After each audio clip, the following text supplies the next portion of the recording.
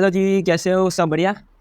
तो स्वागत है आपका इस फुल स्टैक वेब डेवलपमेंट की सीरीज़ में, जो उसका ये 500 वीडियो है। और इस वीडियो में हम जो HTML का एक इम्पोर्टेंट टैग है उसके बारे में डिस्कस करने वाला है। एक्चुअली जो ये टैग है HTML का, वो सबसे ज़्यादा इंपॉर्टेंट होता है डेवलपर्स के लिए। एक खास रिलेशनशिप बन जाता है इस टैग के साथ। ये मान लीजिए कि ये एक जो डेवलपर्स होता है इसका सबसे खास दोस्त होता है।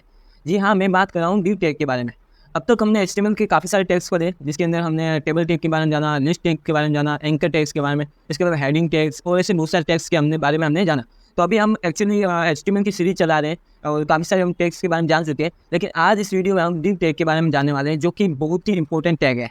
एक्चुअली इस टैग को आप एक तरह से खाली डिब्बा समझ सकते हैं, क्योंकि जो div टैग है उसके अंदर हम बहुत सारा कंटेंट कुछ भी हम इसके अंदर स्टोर कर सकते हैं, इसको वेबसाइट पर स्टोर करके यूज़ करते हैं। ओके, तो बट आप इस div टैग को एक खाली डिब्बा मतलब कि साधारण टैग नहीं समझ सकते, क्योंकि इस div टैग की वजह से आप बहुत सारी चीज़ें कर सकते हैं। div टैग एक्चुअली एक तरह से आपकी वेबसाइट की हड्डी होती है। जिस तरह से हमारी बॉडी में बहुत सारी हड्डियाँ होती है, जैसे अंगुलियों में होती है, चेहरे में होती है, पसलियों में होती है, बैकबोन में होती है, बहुत सारी हड्डियाँ होती है। तो इसी तरह से div भी एक तरह से बहुत सारी हड्डियाँ होती हैं, जो हमारी वेबसाइट को एक टच देती है, मतलब एक ढांचा देती है, लेआउट देती है। तो इस div टैग की वजह से हम अपने वेबसाइट को एक प्रोफेशनल टच दे सकते हैं। तो अगर आप जानना चाहते हैं कि ये छोटा सा जो div टैग है वो कैसे हमारी वेबसाइट को एक प्रोफेशनल यानी कि नेक्स्ट लेवल पर लेके जा सकता है, तो इस वीडियो को एंड तक जरूर देखिएगा। तो चलते हैं अपने सीरीज में और देखते हैं कि कैसे हम इस div टैग को यूज़ कर सकते हैं और कैसा ये एक जो है डेवलपर का सबसे इंपॉर्टेंट और फ्रेंडली जो है टैग है। Let's go. हम आ चुके हैं अपने लैपटॉप की स्क्रीन पर। यहाँ हम div टैग के बारे में बात करेंगे। ओके, तो एक्चुअली जो div टैग है ये शॉर्ट फॉर्म है ऑफ द डिवीज़न। एक्चुअली जो div टैग है इसका हम जो अपने HTML जो स्ट्रक्चर्स होते हैं इनमें हम इसे डिवीज़न के रूप में यूज़ करते हैं। तो in HTML div tag is short for division, is a container element use to group other element together. इसका मतलब ये होता है कि जो div टैग है इसको हम ग्रुप की तरह यूज़ करते हैं। मतलब इस div टैग के अंदर काफ़ी सारे और भी एलिमेंट्स को यूज़ करते हैं, मतलब टैग्स को यूज़ करते हैं। जैसे आप देख सकते हैं ये div एक कंटेनर टैग है जो कि इस तरह से है। इसके अंदर हमने H1 हेडिंग टैग यूज़ किया, पैराग्राफ टैग भी यूज़ किया है। तो इस तरह से एक ग्रुप जो है उसके साथ यूज़ किया जा सकता है। तो it has no semantic meaning, इसका कोई एक सिमेंटिक मीनिंग नहीं है, which means it does not represent anything specific like header, paragraph और सेक्शन। मतलब जो div है ना एक्चुअली कॉमनली यूज होता है, इसे कहीं भी यूज़ किया जा सकता है। It's commonly use for the layout purpose और to apply styling and scripting to the group of element. Okay, इसका मतलब ये है कि जो div टैग है इसका यूज़ हम ग्रुप ऑफ एलिमेंट के साथ कुछ स्क्रिप्ट टैग या स्टाइलिंग यूज़ करने के लिए यूज़ होता है। बाकी इसका कोई भी स्पेसिफिक जो है वो रिप्रेजेंट नहीं करता, जस्ट लाइक हेडर, पैराग्राफ और या सेक्शन। वो इस तरह से किसी भी प्रकार के जो है स्पेसिफिक प्रेजेंट नहीं करता है किसी चीज़ को। ये सिर्फ और सिर्फ कंटेनर टैग है, मतलब एक डिब्बा है जिसे मान सकते हो, जिसके अंदर हम अलग अलग चीज़ें यूज़ कर सकते हैं, इसका काफ़ी सारे तरीके से यूज़ कर सकते हैं। ओके, तो यहाँ पर आप इसका एक एग्जाम्पल देख सकते हैं जो इस प्रकार से।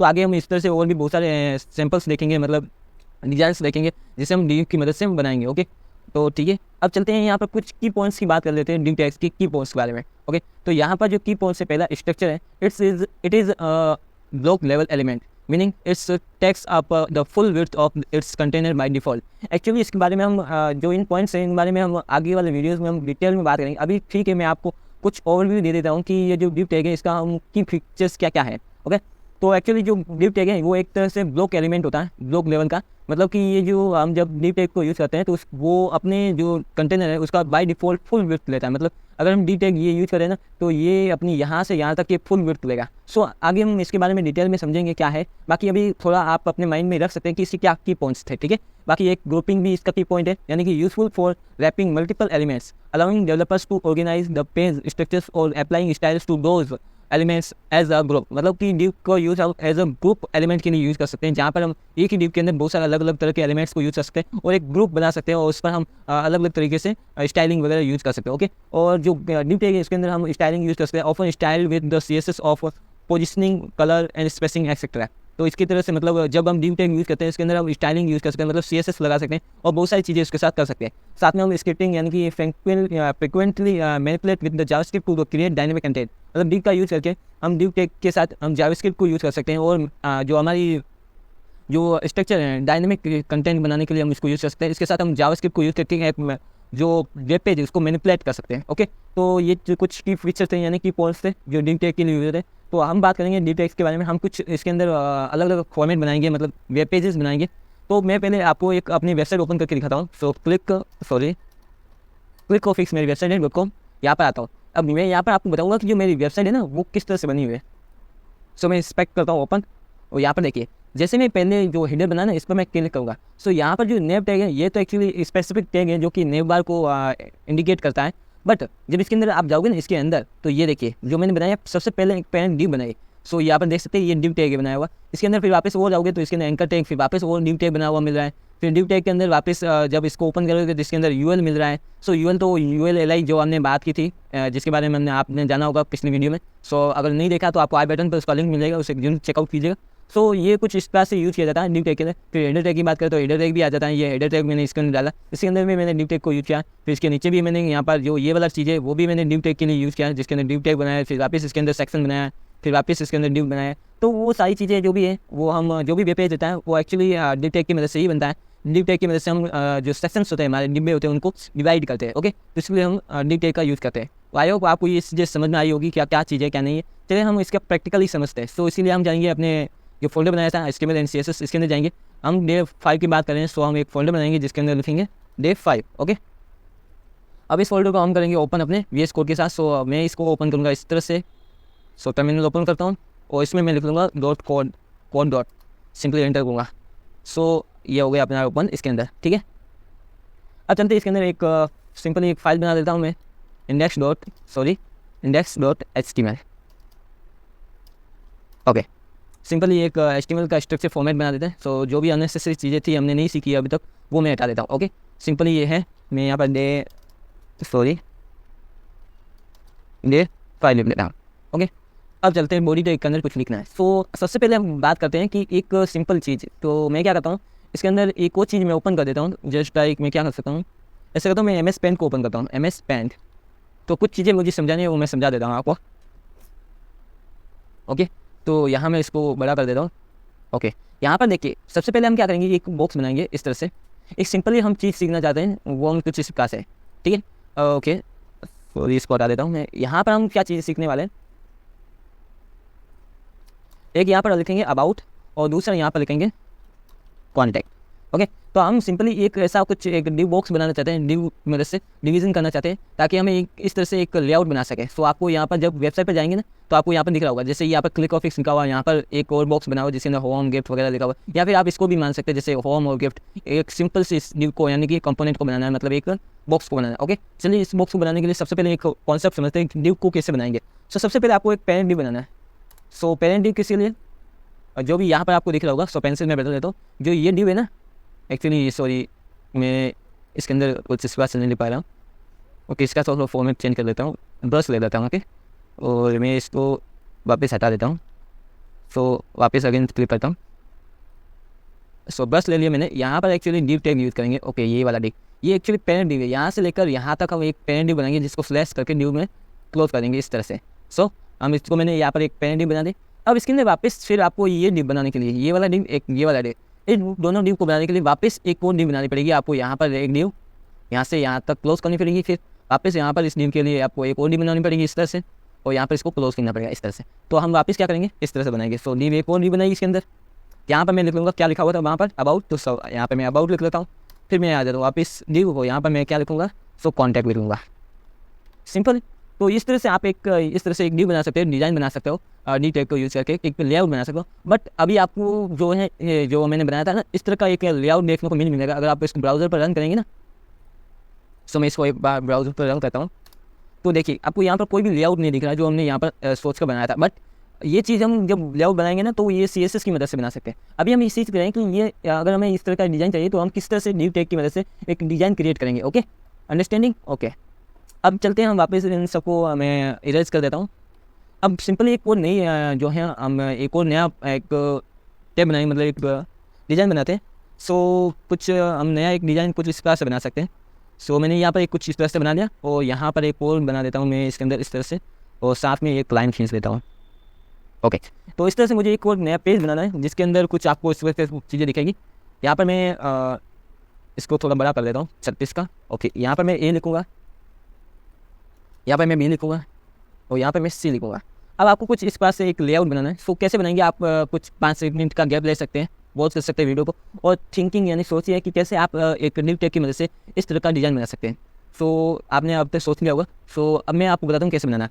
तो सबसे पहले आपको क्या करना है, एक पेरेंट डी बनानी है। इस यहाँ से लेकर यहाँ तक एंड तक आप सबसे पहले यही सोचिए कि मुझे एक पेरेंट डी बनाना है इस बॉक्स के लिए। सो मैंने यहाँ पर एक पेरेंट डी बना ली। सो मैं यहाँ पर क्या करूँगा, तो मैं यहाँ वैसे भी आउटपुट कुछ देखना नहीं, तो मैं इसको हटा देता हूँ।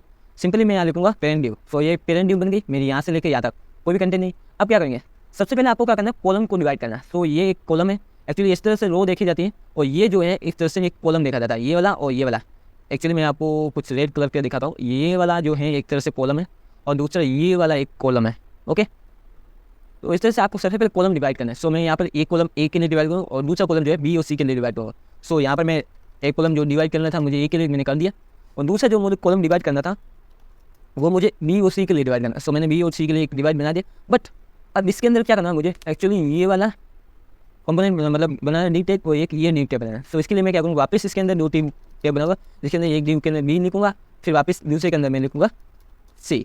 इस तरह से आप ये वाला डिज़ाइन बना सकते हैं। बट जो मैं पहले ही बता दूँ कि ये डिज़ाइन बनाने के लिए आपको CSS का यूज़ करना होगा। बट ये डिज़ाइन किस तरह से बनेगी, इसका जो कच्चा लेआउट बनाना होता है, एक रोल लेआउट, तो वो कुछ इस प्रकार से बनाया जाता है। ओके, तो ये आपके लिए अंडरस्टैंडिंग के लिए ये लेसन ले रहा हूँ मैं, ताकि आपको ये समझ में आ जाए कि आपको जब आप एक कोई वेब पेज बनाने जा रहे हो तब आपको किस तरह से डिव को सेटल करना है, यानी कि डिव को यूज़ बनाना है। ओके, तो ठीक है, हमने ये वाला बना दिया। मैं वापस इसको इरेज कर देता हूँ एक बार के लिए। ओके, अब चलते हैं नेक्स्ट हम ये कुछ इस प्रकार से बनाएंगे। सो इसको मैं ब्लैक कर देता हूँ। ओके, वापस मैं इसके अंदर एक और बनाऊँगा। सो मैं ये वाला यूज़ कर देता हूँ इस तरह से।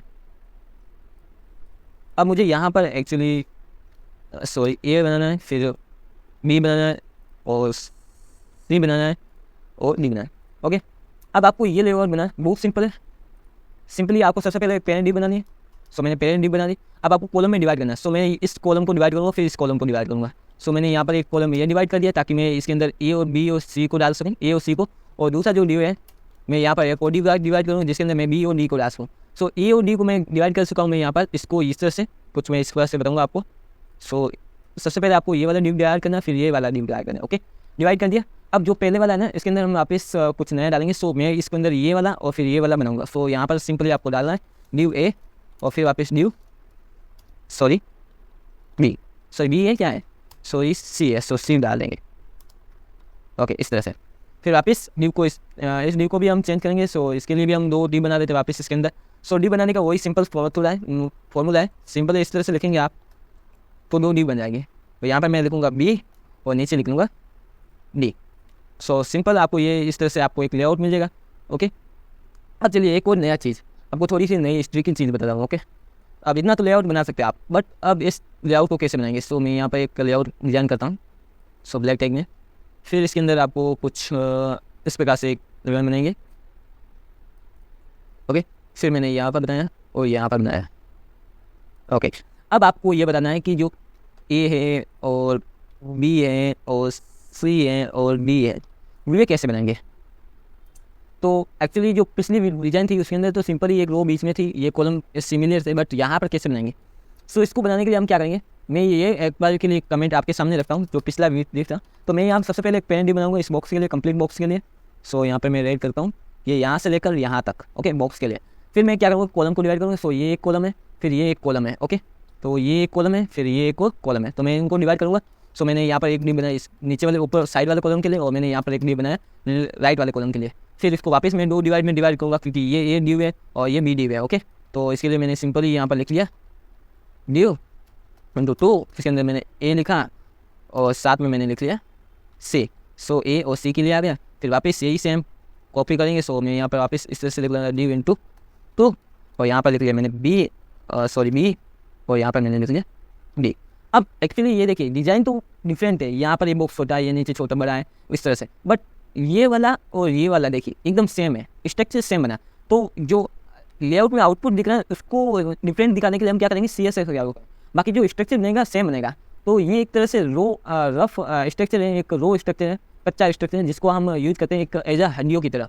अब हड्डियाँ तो सेम ही होते हैं, उंगली में सेम होती है, पसली में सेम होती है, पैरों में सेम होती है, बट ठीक है उस पर जब चमड़ी अलग लग जाती है, ऊपर हाथ की चमड़ी थोड़ी अलग रहती है, मतलब शेप अलग बन जाता है, तो वो चीज़ अलग है। ओके, तो इस तरह से होता है, अंडरस्टैंड, आप समझ चुके होंगे। अब एक और चीज़ बताता हूँ मैं आपके लिए कि आपको एक टास्क दे रहा हूँ मैं, जो कि बहुत सिंपल टास्क है।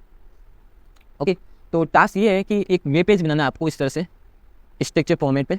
ओके, जहाँ पर आपको सबसे ऊपर एक हेडर टैग मिल जाएगा। सो हेडर टैग कुछ इस पास मिलेगा आपको। फिर इसके अंदर आपको नीचे हीरो सेक्शन बनाना है।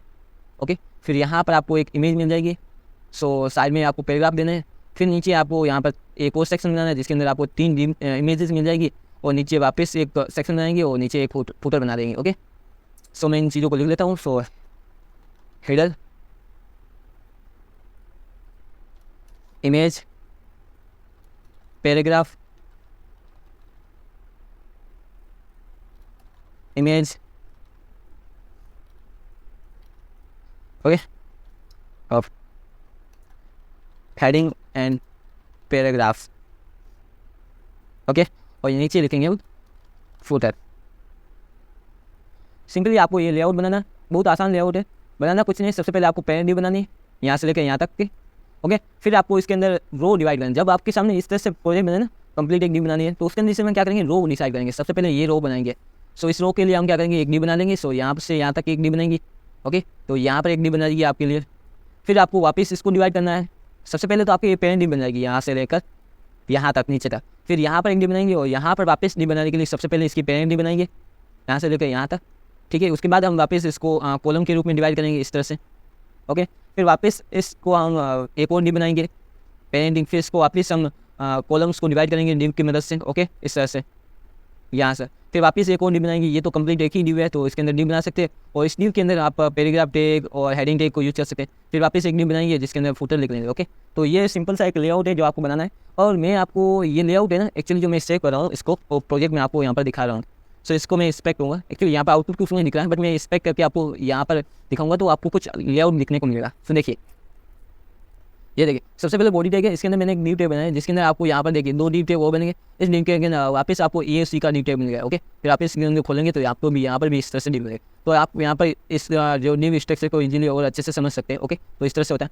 अगर आप मेरी वेबसाइट पर जाएंगे तो यहाँ पर आपको दिख जाएगा। तो मैं आपको एक div structure in element HTML के अंदर मैं कुछ इमेज के थ्रू अगर कोई मिल जाती है अच्छी से तो मैं आपको बता देता हूँ। ओके, तो यहाँ पर ये सेक्शन बता रहे हैं। सॉरी मुझे यहाँ पर एक्टिव ये देखिए, यहाँ पर देखिए, यहाँ पर भी आपको इस तरह से एक डिव फॉर्मेट मिल रहा होगा अच्छे से। ये भी देखिए, इससे आप अच्छे से इसे वो समझ सकते हो। जैसे कि ये देखिए, ये एक पेरेंट डिव है। डिज़ाइन कुछ इस प्रकार से बनानी है। ये जो डिज़ाइन है कुछ इस प्रकार से है। सो मैं यहाँ पर आता हूँ, इसको मैं वापस हटा देता हूँ। सिंपली जो ये डिज़ाइन है ना कुछ इस प्रकार से बनाई हुई है। तो इसको ब्लैक करेंगे।